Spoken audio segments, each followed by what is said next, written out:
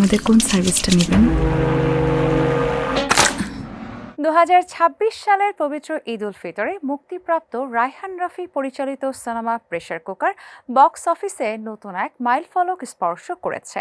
মুক্তির পর থেকেই দেশ বিদেশের দর্শকদের ব্যাপক আগ্রহ এবং ইতিবাচক সাড়ায় ছবিটি এখন 3 কোটি টাকা আয়ের এলিট ক্লাবে প্রবেশ করেছে। নির্মাতা রায়হান রাফি নিজেই এই সাফল্যের বিষয়টি নিশ্চিত করেছেন।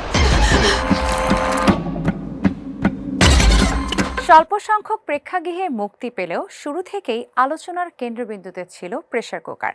সিনেমাটিতে 4 জন শক্তিশালী অভিনেত্রী নাজিফা তুষি, শবনম বুবলি, স্নিগ্ধা চৌধুরী ও মারিয়া শান্ত নিজেদের অভিনয়ের দ্যুতি ছড়িয়েছেন। তাদের পাশাপাশি এই ছবির গুরুত্ব আরও বাড়িয়ে দিয়েছেন গুণী অভিনেতা ফজলুর রহমান বাবু ও চঞ্চল চৌধুরী সহ আরও এক ঝাঁক তারকা।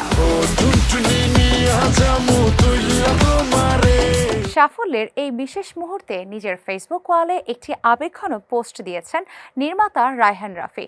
দর্শকদের প্রতি কৃতজ্ঞতা প্রকাশ করে তিনি লিখেছেন, ধন্যবাদ আপনাদেরকে প্রেসার কুকারের মতো একটি এক্সপেরিমেন্টাল ও ভিন্ন ধারার সিনেমাকে এত ভালোবাসা দেওয়ার জন্য।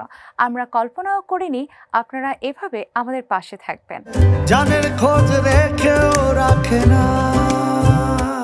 রাফি তার পোস্টে আরও লিখেছেন, সবচেয়ে কম শো নিয়ে শুধুমাত্র সিনেমা হল থেকেই 3 কোটি টাকার ঘরে প্রবেশ, এটি আমাদের জন্য অনেক বড় অর্জন।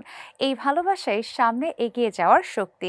এটি আমাদের কাছে ইতিহাস হয়ে থাকবে। আমাদের পক্ষ থেকে সবাইকে কৃতজ্ঞতা ও ভালোবাসা।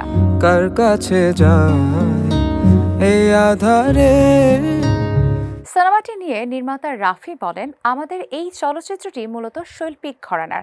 সাধারণত এই ধরনের কাজ চলচ্চিত্র উৎসবগুলোতে বেশি সমাদৃত হয়। তবে আনন্দের বিষয় হলো দেশের প্রেক্ষাগৃহেও ছবিটি এখনও বেশ সফলভাবে চলছে। এর মধ্যেই লন্ডন বেঙ্গলি ফিল্ম ফেস্টিভ্যাল থেকে প্রিমিয়ারের আমন্ত্রণ পাওয়া আমাদের জন্য এক বিশাল প্রাপ্তি। প্রেশার বাড়াচ্ছি স্যার।